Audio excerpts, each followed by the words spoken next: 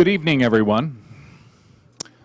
I'd like to welcome you to Seminary Ridge, to United Lutheran Seminary's Gettysburg campus. I'm Pastor Martin Otto Zimmern, the Senior Director of Continuing Education here, and I also serve with Kirsten Bell on the advisory committee to the Pennsylvania Human Relations Commission. So it's a blessing to see all of you here, and I'll start out tonight by just doing a straw poll. How many of you, when you entered the building, tried the glass doors that were locked and realized, yeah. And then you had to go around to the other ones that were open. Now, I wish I could tell you I was clever and that I did that on purpose, but they're always locked like that because the other doors open automatically. But just for 1 nanosecond, didn't you feel like, oh, maybe this isn't my place, right? Imagine living in a world where, you know, regardless of who you are or where you're from, those doors always seem to be shut to you.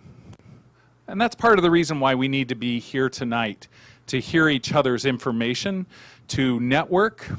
We are streaming live on YouTube, and this video will also be available after the fact. So if you're interested in sharing it within your networks, you can email me or anybody really here, and we'll send you the link for the YouTube video.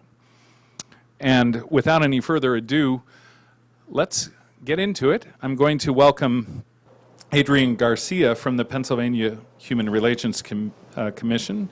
He serves as the Director of Fair Housing and Commercial Property Division and has enjoyed a long career focused on assuring equal consideration and representation at every level. Experience in human relations, advertising, marketing, insurance, and financial products, and his degree from Palmer, have allowed him to serve his community locally and beyond, always with a focus on markets of inclusion. So thank you for being with us tonight, and we look forward to hearing what you have to say. Thank you. Good evening, everyone. Oh, Lord, have mercy. Just let's make sure that we're all awake. I promise not to bore you and bore you to sleep. Good evening, everyone. Good evening. I'm excited. You'll have to forgive me. I'm a little passionate about fair housing. I've been doing it for a long time, and so I get a little geeky on it. You might see me vibing or vamping, as it were, and that's why you see me setting my timer. I have 30 minutes. My associate, Brittany, told me I've got 30 minutes, no more, no less, and so here we go. And you are all my witnesses, right? So we're going to go ahead and get started. Who is the PHRC? The PHRC is the leading civil rights enforcement entity in the Commonwealth, okay? We have a two-part mission to enforce the Pennsylvania non-discrimination laws, like the Pennsylvania Human Relations Act, as well as the PA Fair Education Opportunities Act, and we promote equal opportunity for all in PA. This is PA. This is our jurisdiction. We have 3 regional offices. We have 1 in Pittsburgh, 1 in Harrisburg, 1 in Philadelphia. And with those, it's not just a building. We actually have investigators and legal staff and regional directors for all of those.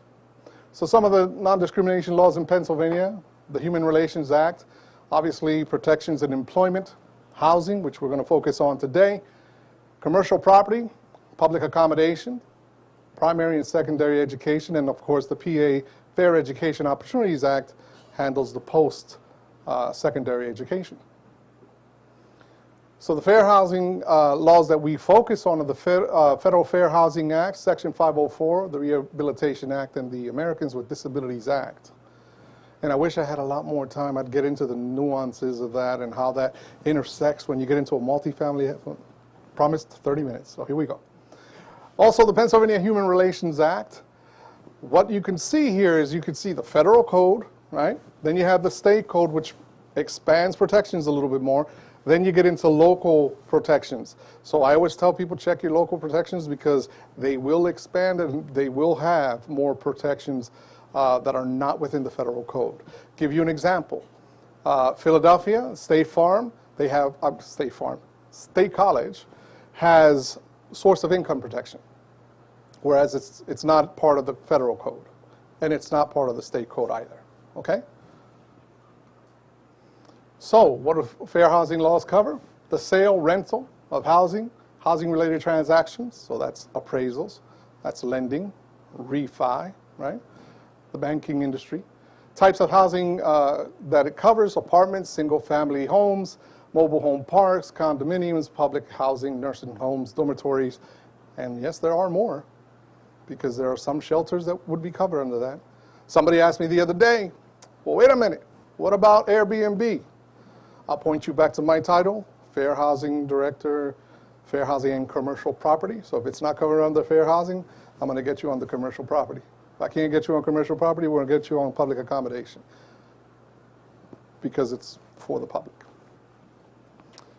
When we're looking at discrimination, we're looking at two schools of thought here. We're looking at disparate treatment, which is usually accompanied by what we call direct evidence, right? It's treatment like, I'm not going to rent to you because you are fill in the blank with your protected class, because you're a woman, because you're LGBTQ, because you're Latino, what have you. And usually those are direct. Somebody told you, somebody said something, or it was written in an email, okay? And that's direct evidence. Disparate impact is a policy that impacts members of a protected class. So it's a neutral policy on its face, but when it is applied, has a tendency to impact a person of a protected class. A no pets policy, for example, neutral on its face, but a person that might be in need of an emotional support animal may need an accommodation in order for them to have that ESA. Does that make sense? All right, protected classes, again, you're looking at, on the left here, you're looking at national protections, right? The federal code. And then, as I said before, when you get to the Human Relations Act, it expands a little bit to race and color, national origin, familial status, religious creed, sex, disability, age 40 and above, ancestry, use, handling, or training of a support animal for disability purposes. Familial status. What is familial status? Families with children under the age of 18 living with parents or legal custodians, obviously, pregnant persons are included in that, and people securing custody of children under the age of 18. Foster children are also included. So when people come up and say, well, listen, I'd rent you this third floor apartment, but it's got a balcony, I'm afraid your kid will fall off. Law says you can't do that. It's a nice thought, but you have to let the parents be the parents and be the leasing agent or the landlord or what have you. Age-related exemptions, obviously for older persons, those are the age-related exemptions. In other words, for the familial status, there is an exemption. It is properties that have 55 and older communities. 80% of those units should be occupied by one individual living in per unit that is age 55 or older. Okay? And you might ask, well, what do they do with the other 20%, right? What they do usually is they dedicate that for individuals with disability. That's what a lot of those places do. They'll do the 80% 55 and older, and then they'll use the other 20% for disability purposes many times. They must advertise and market as a 55 and older community. Only one resident needs to be 55, and they can deny residency and access to facilities, services to children, and those under 55. However, they need to be consistent in their application of the rules, and I might add, there might be a need for someone under the age of 18, if they are a caregiver for that individual, there might be some accommodation. So it's not hard and fast, case-by-case basis. The other exemptions, the 62 and older community must be certified by the government, must be age 62 to live there. No one under the age of 62 is permitted. Again, there might be an accommodation for someone that's going to be a live-in service provider. So eyes on that. Let's talk about sex under the protected class of the PHRA. While LGBTQ is not considered to be a protected class under the PHRA, the PHRC did finalize some regulations regarding this. It all started 2018 when we actually put together a guidance.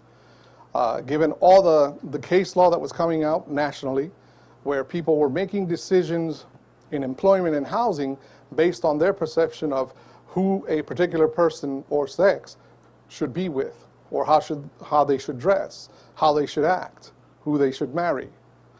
And because of all that case law, when you fast forward, we at that time put the guidance together, and so we were taking these cases on a case-by-case basis.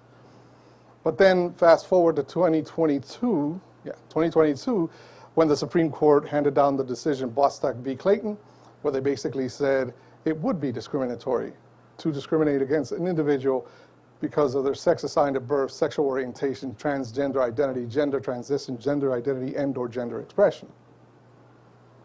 Right? So it's under sex that we actually accept those complaints. These regulations are utilized by the Commission in accepting complaints, conducting investigations, and adjudicating cases. Let's define disability: a physical or mental impairment that substantially limits one or more major life activities. And what are those life activities? This is not an exhaustive list, but caring for oneself, walking, seeing, hearing, speaking, breathing, learning, working, concentrating. And again, it's not exhaustive. But how do we know when someone is disabled, or what's the criteria? Well, the Federal Fair Housing Act says you have a disability, or you have a history of a disability, or you are perceived as having a disability. Okay, and this is where the waters get a little murky sometimes, because somebody that may not have a disability but is judged by someone, and we've all been in situations where somebody will say, hey, you know that resident over there in Unit 17, they're not quite right in the head. That's a perception. And so if that person believes they were discriminated against, they could really revisit those comments. And then we as investigators revisit every action taken from that moment to see if any of that had anything to do with the perception of that person having a disability. Just wanted to kind of put that out there so that you understand more or less how we define that. Discriminatory actions, discriminatory statements, I talked about that earlier. That includes advertising, so advertising in the newspaper with a preference, for example. You know, it's a nice place, perfect for a senior Christian couple. You've just excluded many other religions, right? Discriminatory inquiries, so many people will call, do you have any units available? And somebody will say, well, how many kids do you have? That's a no-no, right? Because from that moment forward, we're making whatever decisions being made can be attributed to that very comment. Steering speaks for itself. It's, you know, we have the ability to live where we want to live, not where someone tells us to live. No matter how nice they are when they say that. I know you have kids and you like this unit, but this unit over here, the building full of kids, right next to the playground. They walk up to the school bus together, you know, they make lifelong friends, and that's all very well and good. I want this unit, right? Because you have the right. Fair housing is about choice, right? Refusal to sell, lease, or finance, unfair appraisals, predatory lending, discriminating in housing terms and/or conditions, unequal provision of services and facilities. So, services and facilities. You know, I call, but they don't send the maintenance guy over here. My heater hasn't been working, but if my neighbor calls and they don't happen to be Latino like me, they get service right away. Right? So that's something that I've always heard many times when doing intake. So let's see, sexual harassment, obviously that was huge, especially around the height of COVID-19 pandemic. A lot of women staying home for the first time, basically, and couldn't work, therefore couldn't meet the bills, and therefore there was a lot of quid pro quo sexual harassment going on in housing. And refusal to provide a reasonable accommodation was the last one. Reasonable accommodation is accommodation to a policy, right? A policy or a practice, whereas a reasonable modification is a change to the physical structure of the unit, okay? All right, so I kind of rushed through that, and I apologize, but I wanted to get to this because I got 15 minutes left, I think. So what I want to talk about today is the path of civil rights in housing. And so obviously it makes sense to start at 1866. Civil rights of 1866 declare that all persons born in the United States to be citizens without distinction of race, color, or previous condition of slavery or involuntary servitude. This is the Civil Rights of 1866, and it's the first Civil Rights Act, and it's still quoted many times today. You know, it came after the 14th Amendment, which was 1865. Lyman Trumbull, who was a senator from Chicago, Illinois, and he basically stated, well, what good is freedom? What good is freedom if you can't enjoy the spoils of freedom? And so he co-sponsored this bill as well. However, having that bill doesn't prevent redlining, blockbusting, steering, restricted covenants, or exclusionary zoning. It was put into place, but every time you put something into place, society has a way of finding workarounds, right? So I put a couple of these on here. I have a whole list. I have 100 years worth of it, and for a longer presentation, we could go through it, but let's start with this one. 1908, Los Angeles City Council passes the first municipal zoning ordinance in the U.S. It lumps laundries that were mostly owned by the Chinese, right? Chinese entrepreneurs into the industrial category to keep the Chinese out of white neighborhoods. I've cited these as well, so we're going to get everyone a copy of this so you can go on the live links and take a look at this.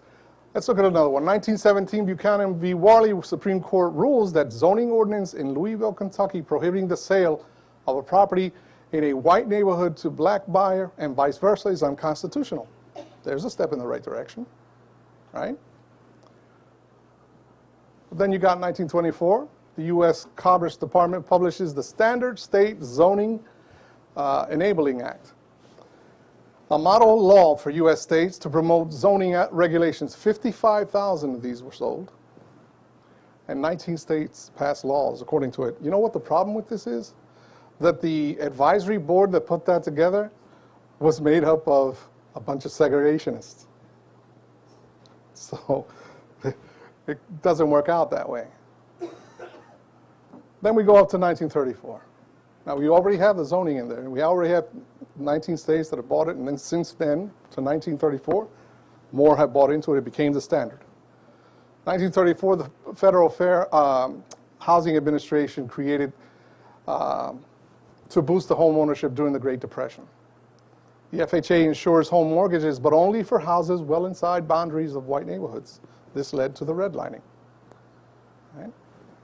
And I don't have the slide up there because I hit a bunch of slides because I conserve time. But if you look at coming back from post-war World War II, you have the GI Bill. If you were an African American and you go serve, you get this GI Bill. But what good is that GI Bill? If when you come back, chances are you probably had to work to make ends meet for your family, so you didn't finish school, so you can't go to education. Or you come back and you went to school, now you want to come back and buy a house.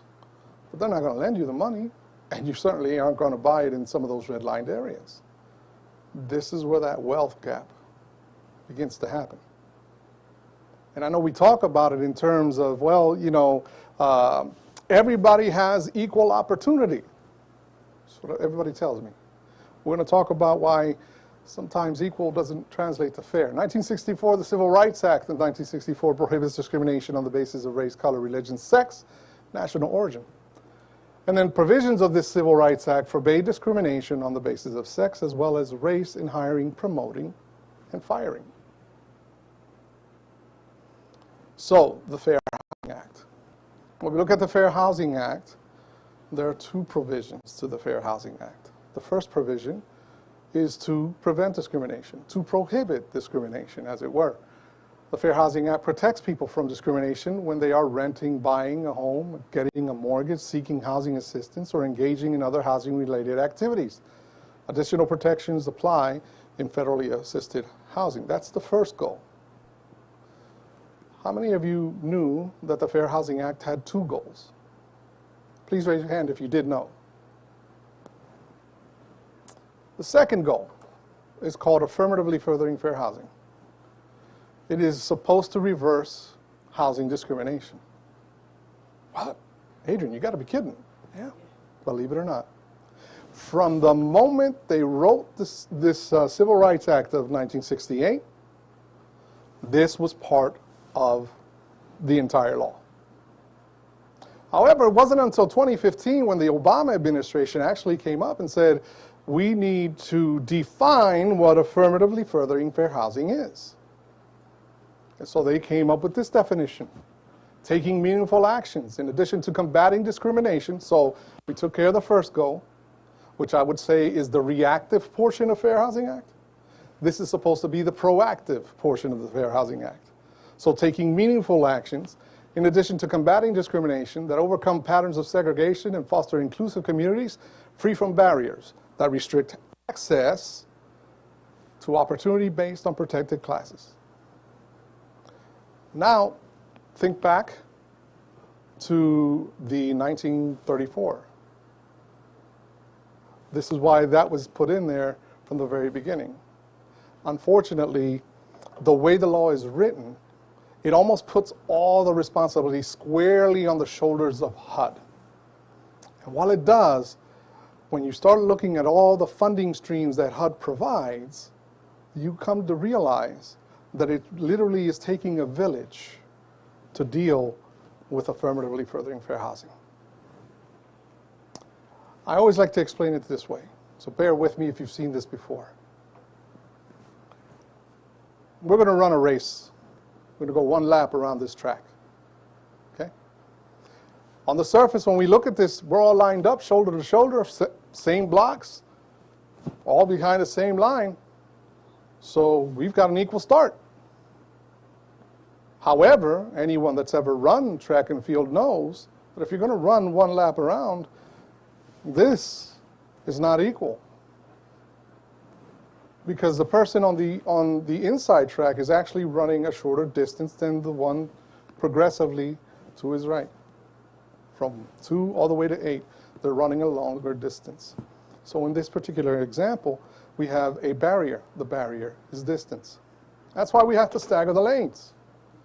We've got to stagger the lanes to compensate for that distance, to meet those racers where they are, and to give them the equal opportunity to run the same distance as everyone else, right? So this is a perfect example when giving everyone the same doesn't translate to fairness, doesn't translate to equality. You may have distributed it equally, but you didn't take into account the barrier. Now here, the barrier is distance. But let's say that that barrier is limited English proficiency. Let's say that that barrier is a reasonable accommodation that is needed. Let's say that that barrier, pick a barrier. I need wheelchair access. I need an ESA. I need to pay my rent on a different day because I get my Social Security check well after the 1st. What we want is equality. But this is an instrument of equity. The AFFH, the Fair Housing Act, particularly the provision of the affirmatively furthering fair housing, is an instrument of equity. It's telling us we've got to take other actions, proactive actions, beyond that of just simply investigating or prohibiting. We've got to take other actions that recognize that people have different barriers, and that some of those barriers are barriers we put into place. We did this to us. And when I say we, the global we, our society we. And it continues to happen today. So in short with this, I will tell you that obviously equality is what we all want, but equity, that's how we get there. So what are some of the barriers to AFFH now that I've explained that? I've decided to pick on zoning. So there are some exclusionary practices: extensive single-family zoning, large lot size, setback requirements, other restrictions creating low density, right? Limits on number of bedrooms, bans and moratoria on construction of multifamily housing. There are zoning laws that actually have this in place. And again, these look benign and neutral on the surface, but when they are applied, it impacts individuals depending on their protected class. And we know, right, that the zoning laws were put together by a group of segregationists. Zoning that prohibits public housing, low-income housing, multifamily housing, subsidized housing. Zoning restrictions across the community limiting multifamily development to 2 family units, accessory units, and similar limitations. Some land use practices imposing high fees or other costs for infrastructure or other improvements on multifamily developers. Happens all the time. Restrictions on the siting or operation of group homes for people with disability. This happens all the time. I think that in the last 2 years, I've seen 10 cases of this, where organizations that are helping individuals with intellectual disabilities want to place them in a residence. It's a residence, but there are zoning laws that say no more than 3 people, not related by blood, are permitted to live in the residence. Seems neutral on its face, but when applied, has a disparate impact. Another one is nuisance ordinance. Nuisance ordinance are often implemented to reduce problematic behavior depending on how they are implemented. They can be a fair housing violation. And what's one example? Domestic violence survivors. We have people that are survivors of domestic violence that have told stories about choosing between calling the police or losing my housing. Imagine making that choice. Imagine having to make that choice. Once again, I'm getting hit. I'm getting beat up on. My life is at risk, but I don't dare call, because if I call, they're going to call the landlord. The landlord's going to kick me out because the zoning says, or the law says, that if I get too many calls, then I'm out. I'll be evicted. Again, neutral on its face, but when applied. Right? If a landlord is required to evict a tenant after a certain number of emergency calls, that can jeopardize housing for domestic violence survivors. Some ordinances may have overly broad definitions that would require landlords to evict tenants on arrest alone and not a conviction. And we see that now, and that's why HUD has these provisions regarding criminal background checks for their properties. These ordinances must be carefully reviewed to ensure that they serve only legitimate, non-discriminatory purposes. And in particular to the criminal background check, the reason that's so important is because of the stoppage, arrest, conviction rates of communities of color versus everyone else. And so when you have a blanket ban on criminal records, it's as if you were basically cutting those people out. You're cutting out those people with a criminal background. It should just be looked at on a case-by-case basis and look at the mitigation of those things. In other words, what have you done since? When did you offend? How serious was the offense? And there are some exceptions to that, obviously, lifetime sexual offenders and people that manufacture drugs on federal properties. But for the most part, they should be looked at on a case-by-case basis. And anybody that works with a community that might be the reentry community, I would encourage them that if they get turned down for housing, that they apply for the appeal, so that they have an opportunity to explain, hey, this has been more than 10 years. This is everything I've done since then. That has a value, and no one should ever be afraid to do that. So how do we move forward together as I wind it down? Yes, as I wind it down. The first thing is we got to acknowledge that we have to correct these deficiencies, that many of us have a role to play. Remember what I told you about HUD and the tentacles of funding? State governments, county governments, city governments, any governmental entity receiving federal funding, housing providers receiving federal funding, HVC, mainstream, VASH, Section 811. I am so sorry, I'm going very fast, aren't I? Wow. Nonprofit, for-profit housing development entities using LIHTC, right? Low-income housing tax credit. I'm sorry, didn't want to hit you with that. Lending institutions through their Community Reinvestment Act, federal mortgage providers and lenders, USDA fund recipients, housing counseling agencies. All these folks receive funding, and therefore all these folks have a very important role in desegregating neighborhoods and affirmatively furthering fair housing. There's my contact information. I hope you found this helpful. I believe we'll have somebody else come up, but I'll advance the slide for them. Thank you very much.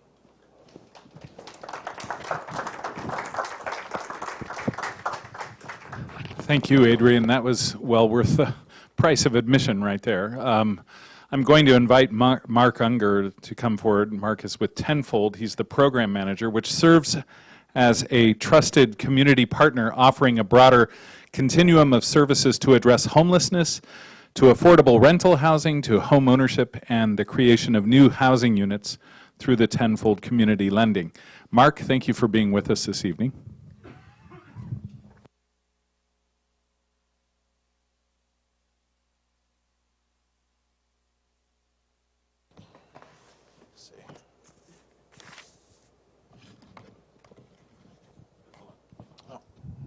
Check one. Oh.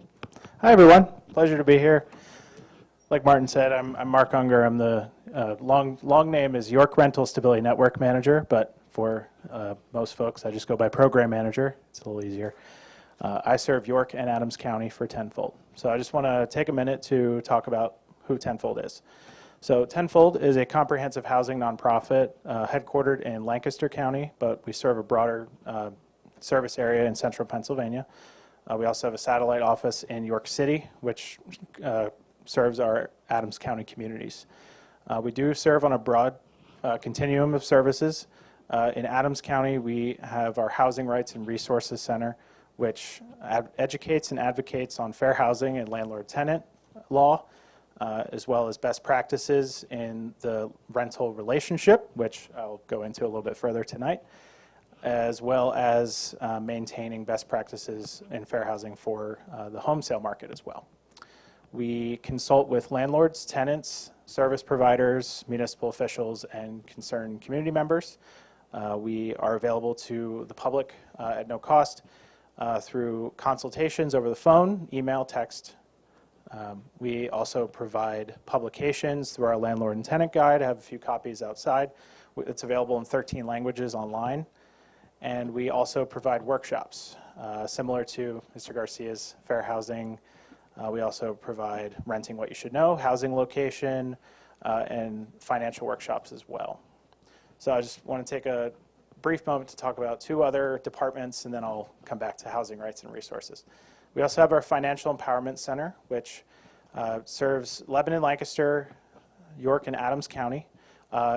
As Mr. Garcia mentioned, it is through that department we are a HUD housing counseling agency. So we provide counseling and education for folks in the rental market as well as seeking homeownership. So through that counseling, we can provide services in credit repair, budget, savings, and pathways to homeownership, as well as in a classroom setting as well. So all of those services are free to the public as well through the federal designations. Lastly, Tenfold Community Lending, as mentioned, is twofold. In Lancaster and York County, we do have a first-time homebuyer program. We are looking at avenues in Adams County, but I don't want to give away too much when it's still in the works. So more coming in 2023. But we also have affordable housing development through LIFT funding. We work collaboratively with larger lenders and low-income housing tax credit deals to make sure that affordable housing is available for those who are seeking it. Back to housing rights and resources. So we are a Fair Housing Initiatives Program, which is another HUD designation for education and advocacy in fair housing. So we're a local nonprofit resource for the Tri-County footprint. We serve Lancaster, York, and Adams County, but we are able to consult for all of Pennsylvania landlord, tenant, and fair housing needs. It's just federal designations, as you all know. So I want to talk a little bit about landlord-tenant partnerships. Now that we have set the stage in affirmatively furthering fair housing, we'll go into a little bit of landlord-tenant law. So here in Pennsylvania, we enjoy two primary pieces of legislation: the Landlord-Tenant Act, as well as the Mobile Home Park Rights Act, which provides protections for folks, both landlords and tenants, in a rental transaction here in Pennsylvania. So it is not as strict as some of our neighboring states with rent controls and other remedies. However, it does lay the groundwork for negotiation, communication, making sure that all voices are heard in a transaction. Over the years, the balance of power at a table for a landlord and tenant has shifted towards the landlord in that transaction. They typically use a template lease, either from the Pennsylvania Housing Finance Agency, RAAC, or other trusted partners and the negotiation pieces are, falling short. The tenants in Pennsylvania feel that there's less power given to them in that relationship. I'll sign the lease, I'll read it later. I'll sign the lease, it is what it is. I'll accept all the terms that you give me. In a sense, in landlord-tenant law, you're supposed to be able to counter a landlord and be able to discuss the lease terms and see, what can be modified. Not to say reasonable accommodations and modifications. That's in fair housing. Just general amendments and modifications.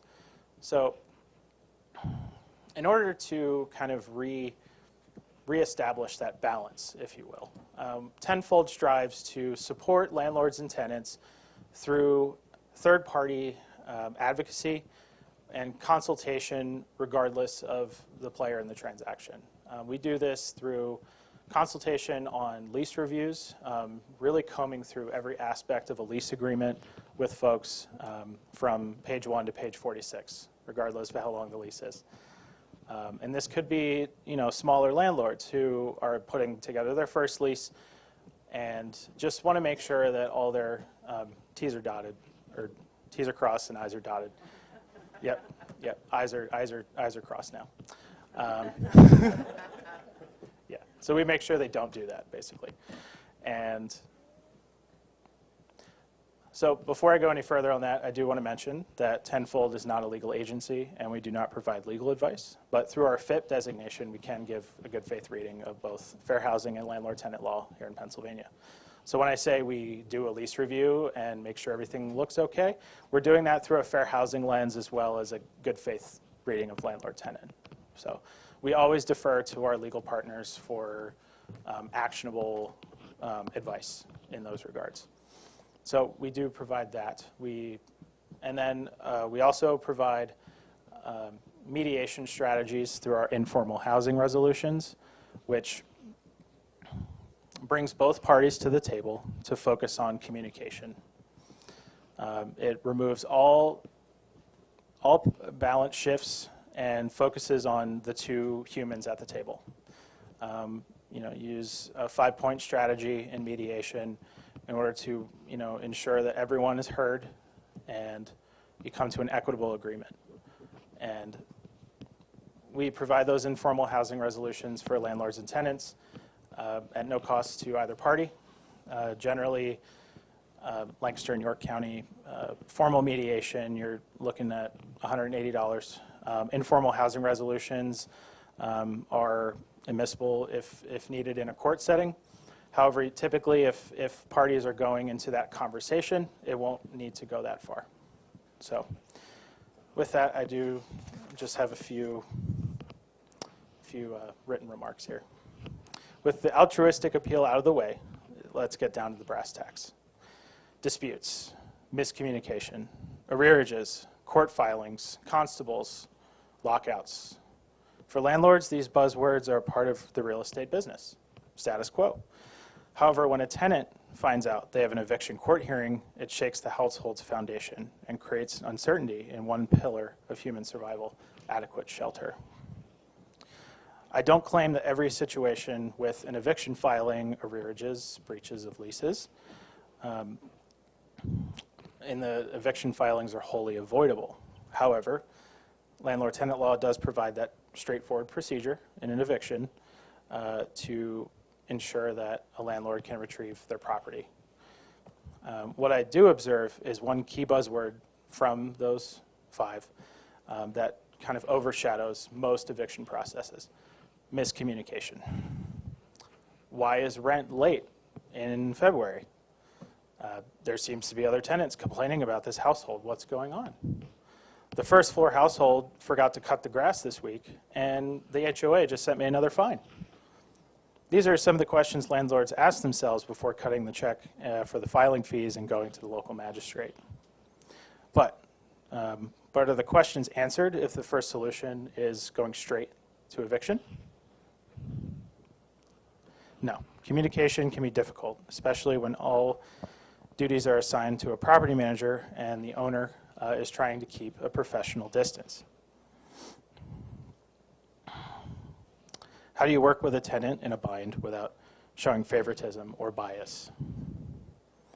Looking into alternative paths like informal housing resolutions and just keeping communications open is key in ensuring that the tenant feels stable in their housing and the landlord feels stable in their investment. So that's just a couple things that Tenfold can offer, not only for landlords and tenants, but in collaboration with other service providers, working in case management with folks, as well as countywide education. So if you have any questions, we'll be here, and I'll pass it on to the next presenter. Thank you. Thank you, Mark.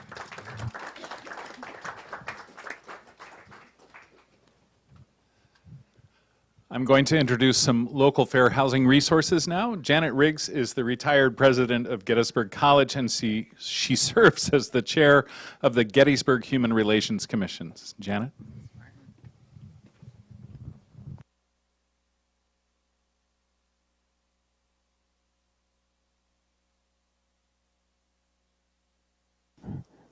Yes? Okay. I'm really happy to be here tonight, and I'm glad to see so many of you, and I know there are people out there listening in as well. This is such an important topic, I think, for our community, fair housing, and so I'm glad to see that there's some real interest in that.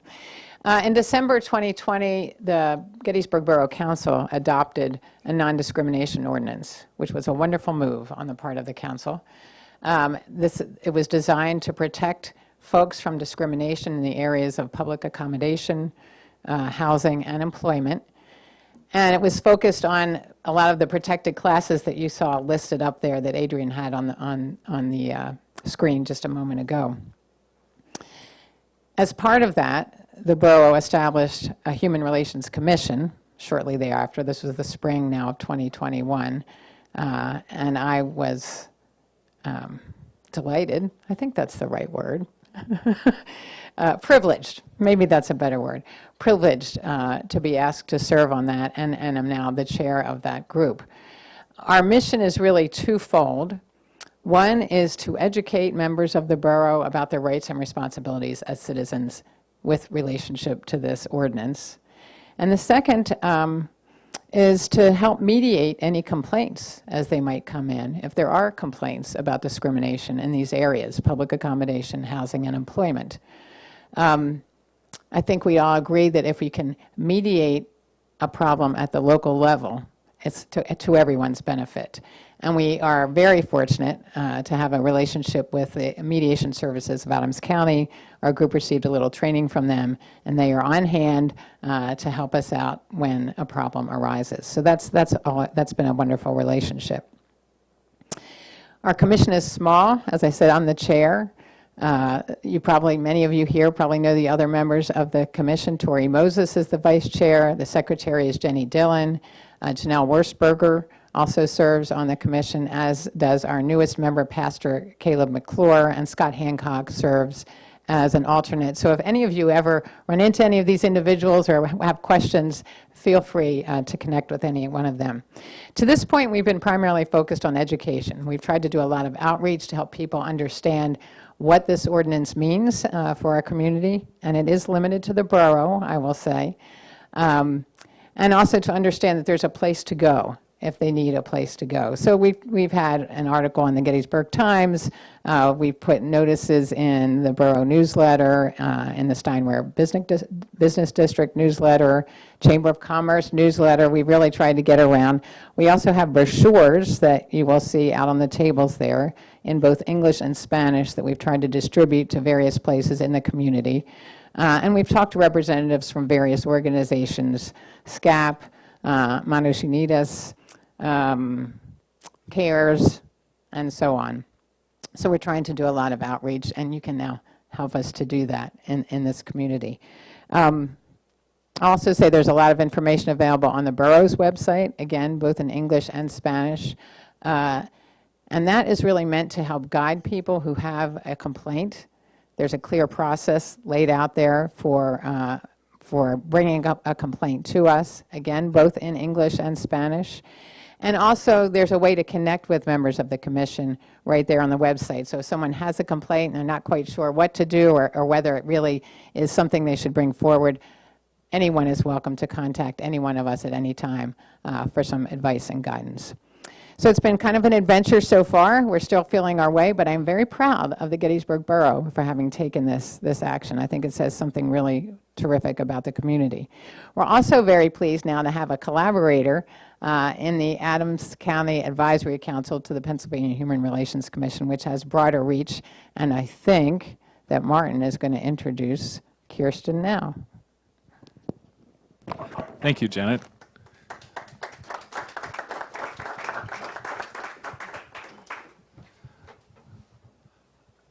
Yes, I want to introduce my friend and mentor, Kirsten Bell, who is the Community Ethics Official of Kirsten's Kids LLC, and she is the chair of the Adams County Advisory Council to the Pennsylvania Human Relations Commission. Kirsten?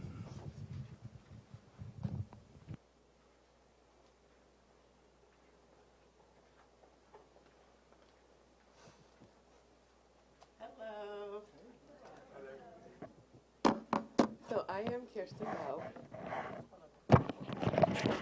I hate these. Hi. I am Kirsten Bell. Like Pastor Martin said, I am the chair of the Adams County Advisory Council to the Human Relations Commission. Our mission is to work to raise awareness of the Commonwealth civil rights laws. We also sponsor events and trainings like these.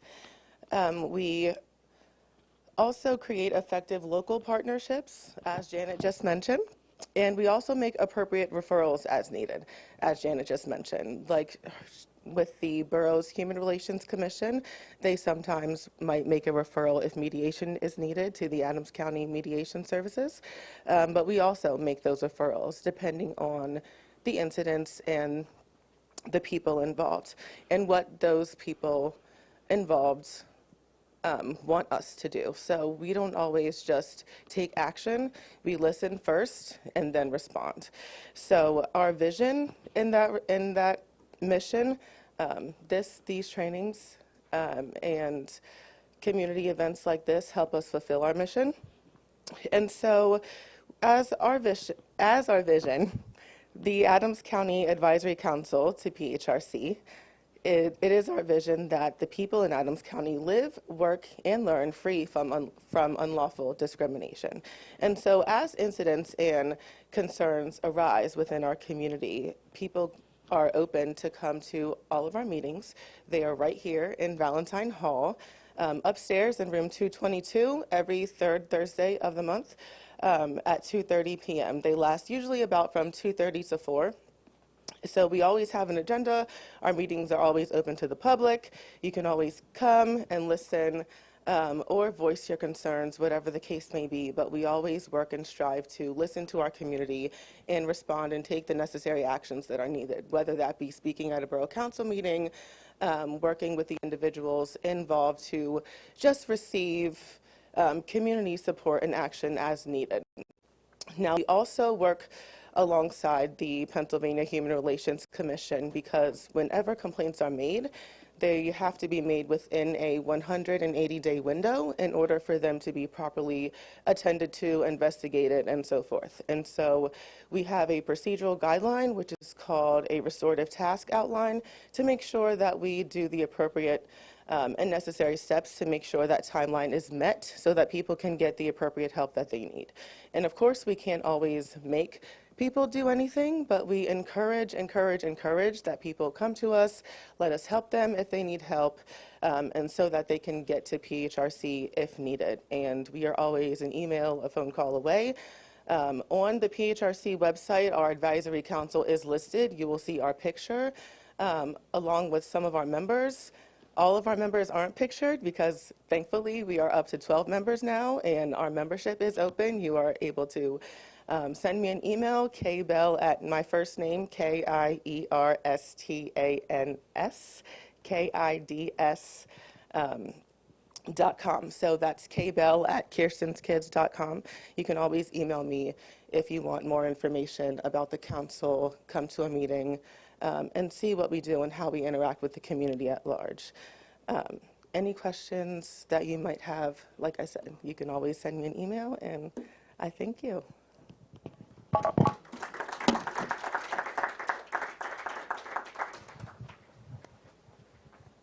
Thank you, Kirsten. Now I'd like to introduce Gail Hull, who's the head of the Adams County Human Relations Council. It's a nonpartisan clearinghouse for all the nonprofit advocacy groups that are seeking to create a more just and equitable Adams County. Gail.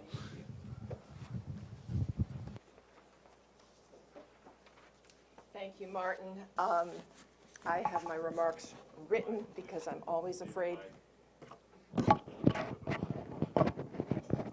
Can you hear me? Okay. I'm always afraid I'm going to forget something that is important to me or to let you know. I'm sure that all of you, including me, I know that I have learned things this evening about fair housing, about the law, about the rights and responsibilities of housing that we will take, that I will take with me and you will take with me from now on. And as we know, knowledge is power. And that's why it's important to know more about what we need to make our community a more united and welcoming place. My remarks may at first seem a little off topic, but I'm grateful to have been asked to help clarify some confusion over the similar names of the Adams County Advisory Council to PHRC, of which I am a member, and the Gettysburg Human Relations Commission that you heard about from Janet, and the Adams County Human Relations Council. This is an organization that I have been involved with for over 30 years. The Borough HRC and the Advisory Council play a crucial role in addressing discrimination complaints based on housing, employment, public accommodation, and in some cases even education. So what is the Adams County Human Relations Council, and why do we exist, and how are we different? The Human Relations Council was formed in the summer of 1990 after a local African-American church was vandalized and neighborhoods were leafleted with white supremacist flyers. An interdenominational worship service at the college chapel brought the community together to express its abhorrence to the vandalism and the hate messaging. Shortly thereafter, a group of committed folks united at the YWCA to organize the Human Relations Council. And one of the first things we did was to invite Ann Van Dyke from PHRC to speak to the people in Gettysburg, and before her retirement, she returned several times to bring her expertise and sound advice as an investigator and an educator. The Human Relations Council has continued to meet monthly for more than 32 years, responding to local concerns and needs, like organizing an advocacy plan to convince the Gettysburg School District to belatedly recognize the Martin Luther King Jr. Day holiday, and 3 separate times in later years successfully preserving its inclusion on the school calendar. Forming study circles to educate ourselves about racism and white privilege, planning community unity events when the Aryan Nations and the KKK held recruitment rallies in our community at least 6 different times, and recently supporting a Latino family in Carroll Valley that was being verbally harassed by a neighbor and helping them purchase security cameras and connecting them with legal advice. In the fall of 2020, after a summer of heated demonstrations and counter-demonstrations following the murder of George Floyd, and after threats from armed demonstrators made to local people speaking out about historical symbolism of Confederate flags and monuments on the battlefield and National Cemetery, the Human Relations Council convened a public forum to hear from folks who were upset by these threatening behaviors and rhetoric, and which made them feel unsafe in their own town. Several individuals at that meeting shared painful personal experiences and were motivated to suggest ideas or initiate efforts to improve human relations in Gettysburg. 11 months later, or 11 months ago, in May of 2022, the Human Relations Council again called community members together for a check-in to find out how things have changed, to identify our community assets and its barriers to progress. Despite acknowledging the community's assets and its resources we have in this county, both people and organizations, we repeatedly heard that afternoon that many folks don't know what is happening in our community, where to go for information, or to find people or groups to help. It seems we continue to face the challenge of breaking out of our individual silos. The Human Relations Council continues to try to address that need. We function as a networking group with links to at least 25 other community organizations and share our vision of an equitable community united in its welcome, support, and inclusion of folks from all backgrounds, races, ethnicities. And I do have a list that I can share with you of all the names of those organizations in case you're interested in reaching out to any of them. Our members provide information about helpful programs, services, events, workshops, panels, and advocacy efforts that are offered by community benefit organizations throughout the year. We send out notes after our meetings. They're sort of a newsletter so that more people will know about these community building opportunities and support them. It is the responsibility of those receiving those notes to share the information further within their own networks. So again, knowledge is power.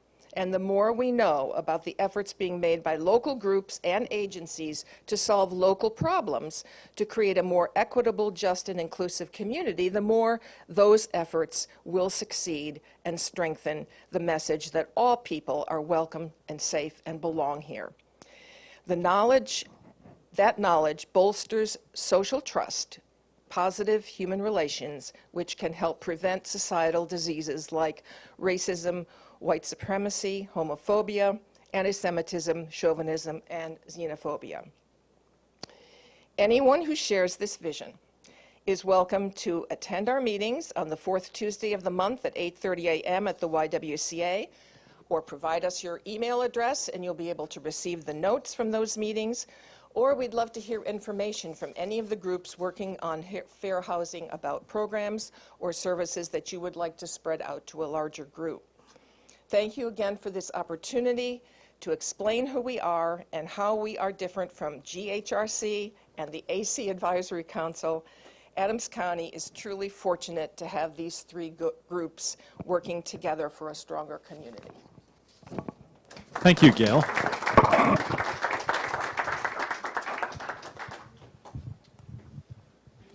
There's a little bit of alphabet soup going on tonight, but that's okay. I'd like to invite Robert Thaler, the Fair Housing Officer for Adams County, forward to talk about the work that he does in our community and beyond. And don't forget to use the microphone for the sake of the folks on YouTube.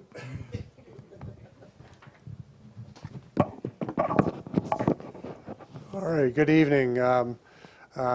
As was indicated, my name is Robert Thaler. I'm a planner with the Adams County Office of Planning and Development. Our alphabet soup is ACOPD. How's that?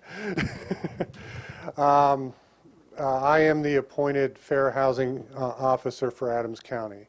As Adrian was indicating earlier, units of government and other agencies that receive federal funding, including Adams County through our community development block grant and other funding sources that we either administer or help to administer and or award funding. The county is required to appoint a fair housing officer because some of those funding sources might be available for housing purposes. And so I am that appointed individual. I'm also a community planner by profession. So most of my work in the office is working with our units of local government, our townships and boroughs, to address planning issues, land use, transportation, utilities, and housing. Housing is a required element in the planning processes of Pennsylvania, as enabled by the Pennsylvania Municipalities Planning Code.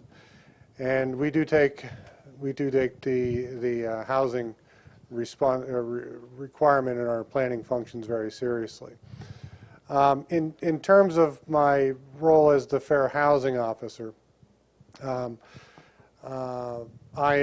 have no enforcement capability on fair housing matters, but I am a resource to help connect folks that believe that they are potentially being discriminated against with organizations such as we've heard tonight, or with the Pennsylvania Human Relations Commission, to pursue complaints regarding discrimination. To be frank, I receive a few calls a year. And many of those calls, after discussing the issue with the person calling, a number of those calls end up being more than likely landlord-tenant relationships rather than discrimination. I'm sure that there are more instances of discrimination available, or not available, out there. And likely persons that are experiencing these issues don't know what resources are out there to communicate with.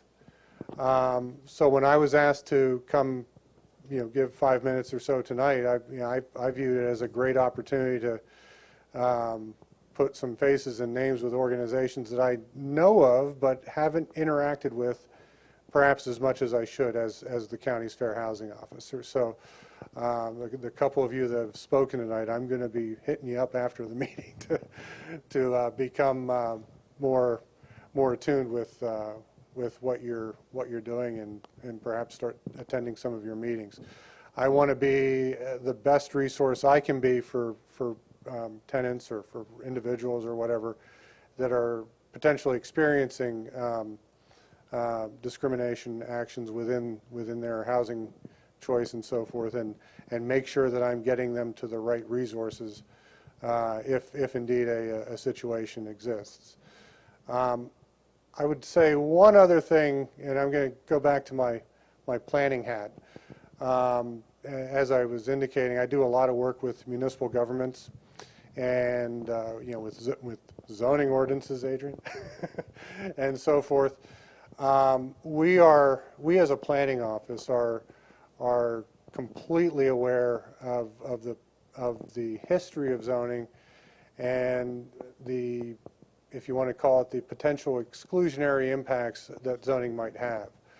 We're also aware that the county, or the Pennsylvania enabling law, the Pennsylvania Municipalities Planning Code, within it has certain requirements if you do zoning ordinances or comprehensive plans and so forth that talk about providing a wide range of housing choices for all groups. That's income levels and race and gender, and that's embodied within at least Pennsylvania's planning and enabling law. And when we work with municipalities, we try very hard to draft ordinances or plans that help facilitate housing choice and requirements that enable rather than preclude appropriate housing choice. Are we successful in every instances every time?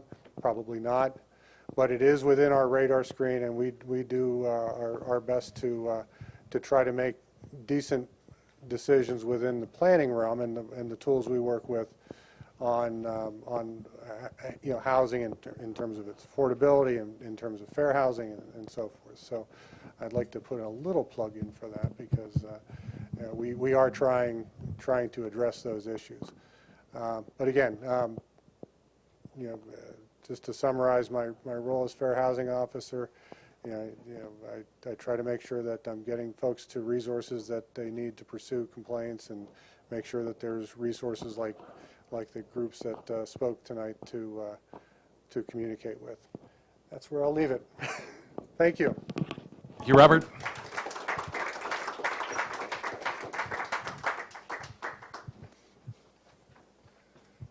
We'll let our ASL folks tag team and switch places here. And I want to introduce Shauna Taroso, who's going to talk about the Realtor Association of York and Adams County and their fair housing declaration status.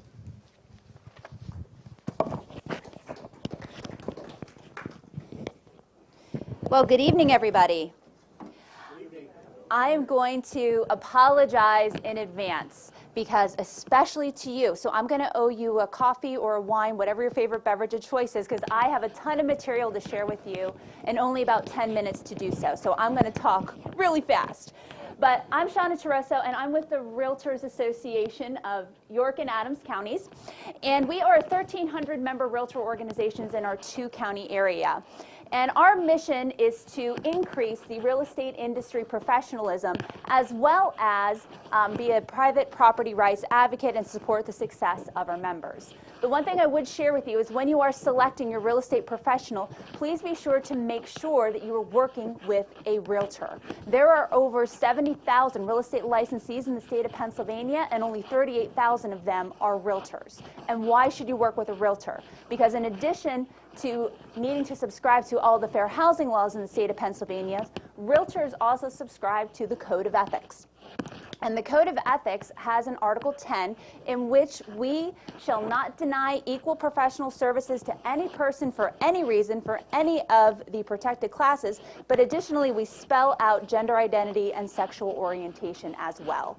So a realtor, if they were to discriminate, could not only be found in violation of the Pennsylvania Fair Housing laws, but they could also be found in violation of the Realtors Code of Ethics.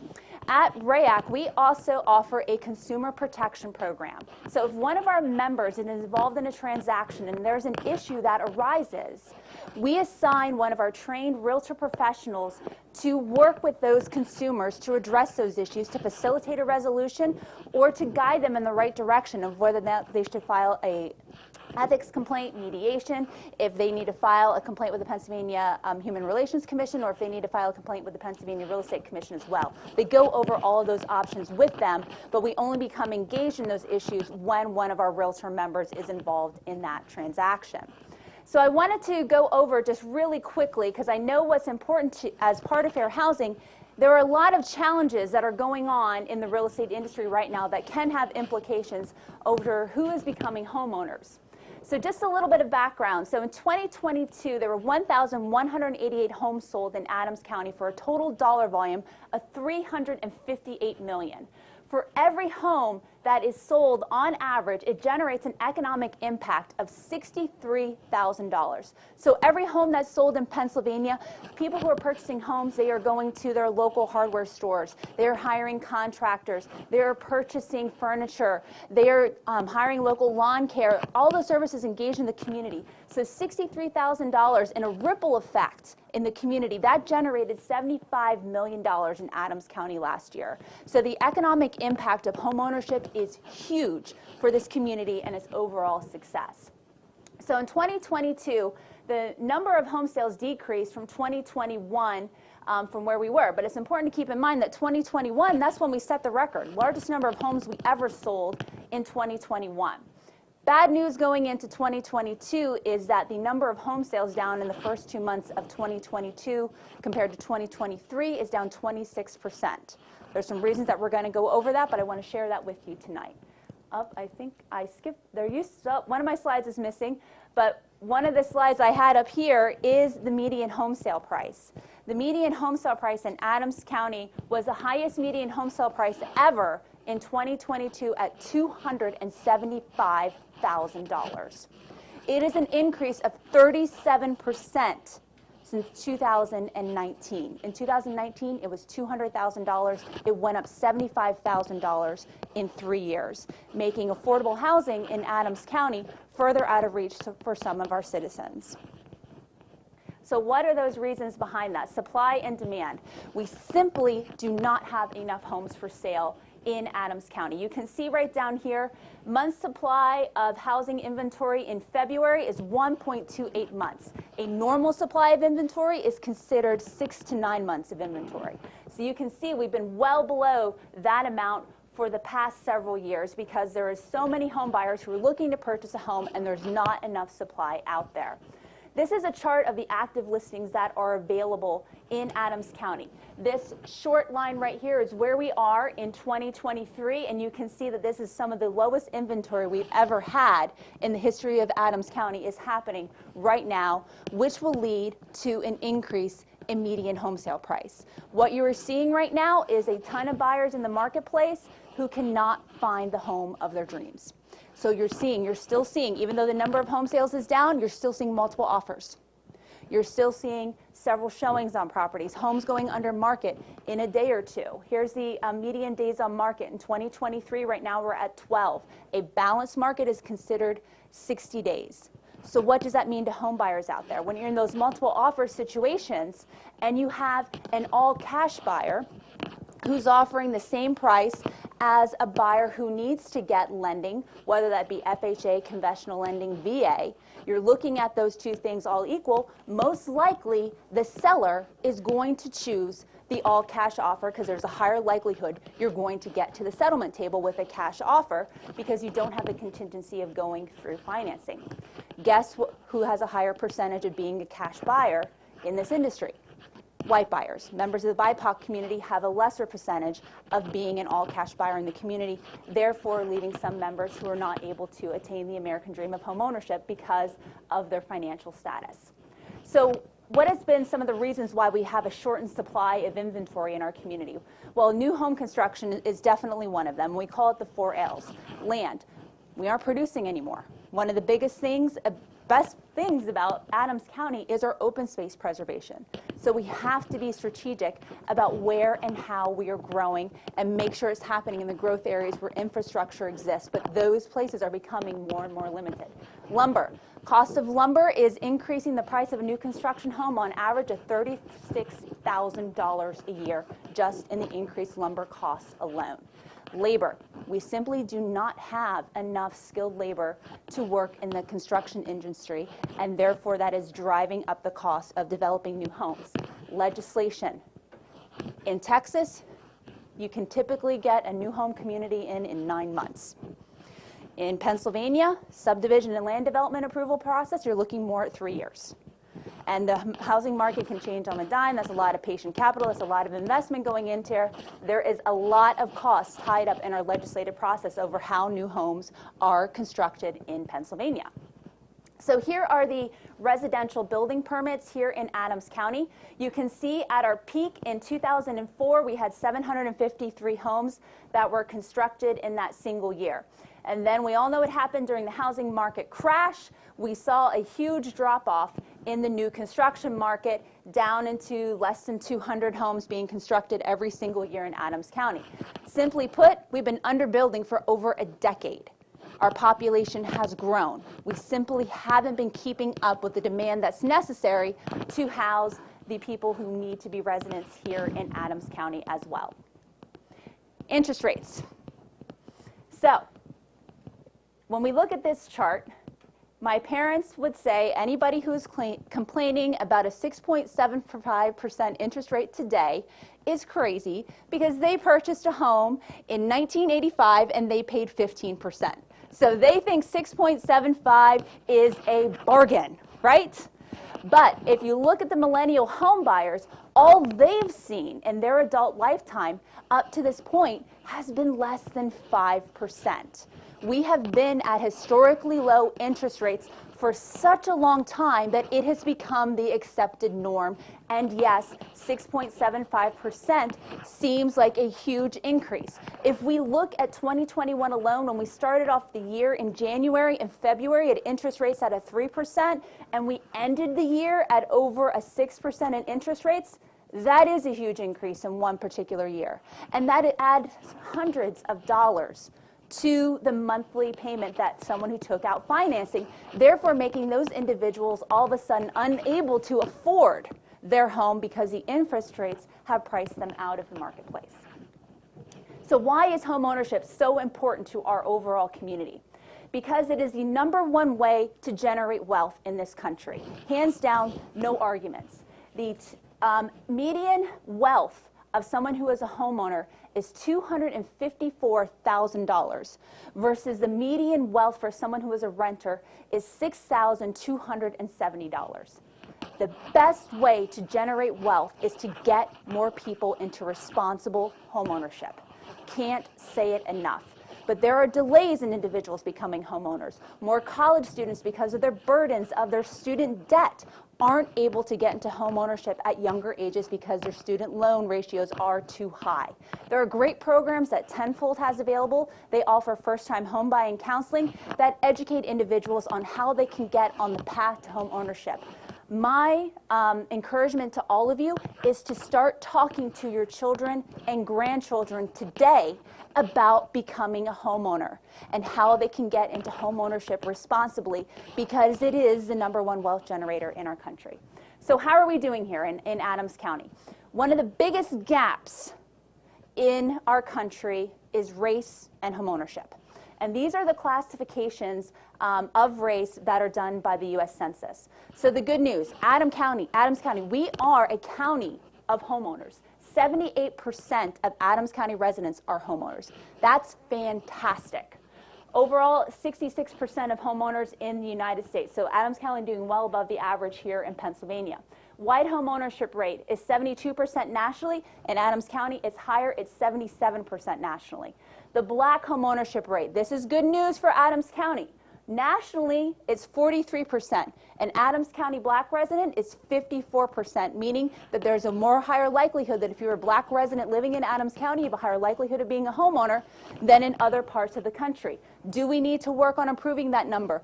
Absolutely. We're still looking at almost a 20% gap between the white and black population in Adams County, but the good news is Adams County is doing better than the nation as a whole. Also over here in the Hispanic community, this is something to really be proud of. You are 12% higher than the national average. 51% Hispanics are homeowners in our country. 63% of Adams County residents who are Hispanic are homeowners. That's fantastic. Let's keep that moving in the right direction. The area that needs a little bit more time and attention to is the Asian population. 61% of Asians in the United States are homeowners. Only 55% of Asian residents in Adams County are homeowners. So we have a deficiency there in terms of the national trends for our homeownership rate for the Asian population. So I know that was a ton of information thrown at you in, 12 minutes. But I have more information available on our statistics on our slide. I have the information out there at the lobby as well, and feel free to contact me afterwards. Thank you, Shauna.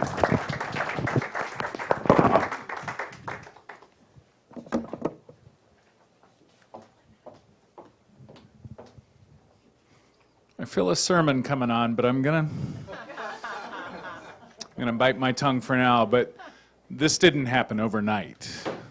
These kind of things were hundreds of years in the making, and we need to work harder to make sure that everybody has equitable opportunities here in Adams County.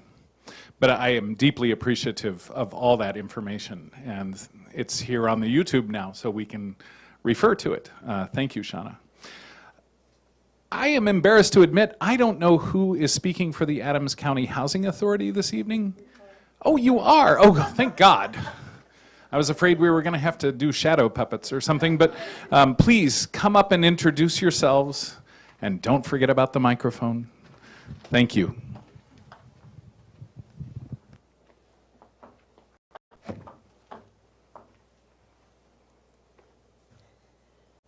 What do you even do here?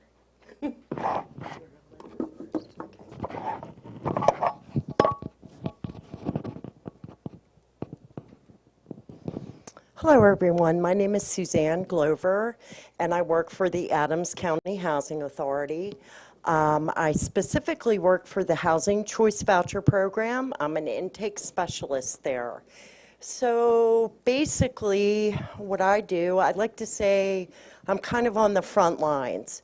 After the client applies to Adams County Housing, they kind of land in my office and we do what's called an intake. At that time, I get a little bit of background and information from each client. One thing that I would really like to talk about is how I feel so blessed that I get to talk to people from every walk of life and at different stages in life every day. I listen to their concerns. I assess situations. They may need other resources at the time that they're being intaked rather than just, you know, doing calculations to see if they're ready for a housing choice voucher. There's a lot of concerns out there. There's a lot of fears. We would love to see at Adams County more influx of landlords and property owners that would be willing to take the housing choice voucher. That would be optimal. We simply do not have enough rental properties to send them to and to help them out. We do deal with a lot of different organizations in town and agencies, SCAP, CARES, Safe Home, Children and Youth, and we're blessed that we have those. We do talk on a daily and try to accommodate almost each and every one of our clients. But the client ratio to the amount of rentals, like I said, is not there yet. Things seem to be changing in a better tide, but at this point in time, you know, we are still looking for landlords. And what I'm going to do is turn this over to Laura right now, because she's going to talk to you about a landlord symposium that we are going to run from Adams County Housing. Hi, everybody. My name is Laura Yo. I am the HCV Housing Coordinator. What my job is when Suzanne has done her part and we do the voucher briefing meetings and they receive their vouchers, I step in and try to help them find housing. We are in a need for landlords. We are having a Housing Choice Voucher Landlord Symposium that will be coming up on Tuesday, May 9th from 5:30 to 7 at Misty Ridge Community Room. That's located here in Gettysburg. And if you would like to join us or know anybody who is a current landlord who is not part of our program, we would love to have them get involved. We have a dire need for landlords. Right now, we still do have some incentive money where if we have a new landlord join us, there is a $500 credit that will be given to them. It's a one-time thing for them joining us. My part of my job is that once we bring in the clients, I try to help them find housing. We have some clients who get very discouraged because, you know, they're looking and they're calling and they're saying that they can't find anything. So we try to step in also and encourage them. We try to keep them positive. They get very down. We try to let them know that there's lots of options. If they find a place sometimes, maybe that landlord is not part of our housing voucher program, but we say, give us the information, let us step in and let's us talk to them and see if we can't work something out. So that's part of our job and what we do. And is there anything else that you can think of? We need. I just really, I'm loving hearing everybody's point of view and where you're coming from. It also helps us to add more to our resource base. And Adrian, thank you all, as always. I've called on you a couple times needing answers to questions. I just want to thank everybody. Yes, thank you for having us this evening. All right. And I apologize for not getting your names prior to the events this evening. Thank you all for being here tonight. I have 3 requests of you as you make your way home. The first is talk to one another. If you have questions for one of our speakers, don't be afraid to approach them and share contact information with one another, business cards, email addresses, and so forth. Second, please take a cookie or 3 on your way out the door so that Don and I don't have to eat them all. And then thirdly, just to your right as you exit here, we have all information on several of the upcoming continuing education events here at the seminary, because this is your school too. We don't just cater to frumpy Lutherans. We're in it for the whole community, and I hope you'll take advantage of some of our offerings that we have available here in the months ahead. Thank you for being here this evening. Presenters, thank you for your wisdom and your knowledge and your work towards equitable housing here in Adams County and beyond. Have a safe trip home tonight and a blessed holiday weekend. Take care.